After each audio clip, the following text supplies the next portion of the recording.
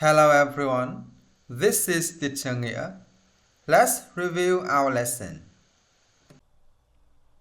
Friday, Friday.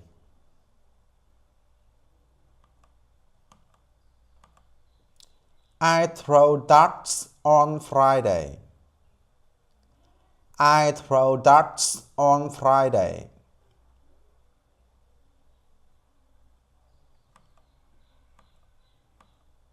Saturday, Saturday.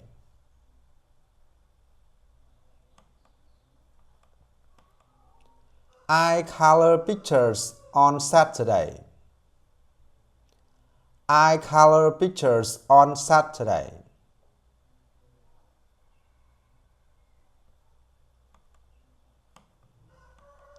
Sunday, Sunday.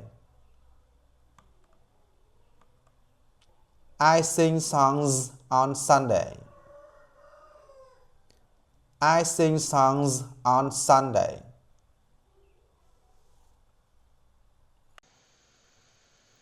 Okay, one more time. Friday, Friday.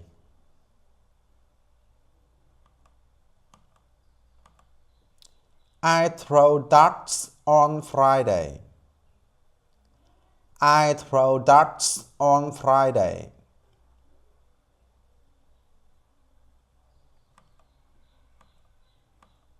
Saturday, Saturday.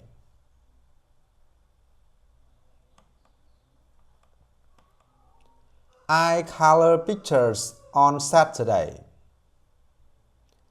I color pictures on Saturday.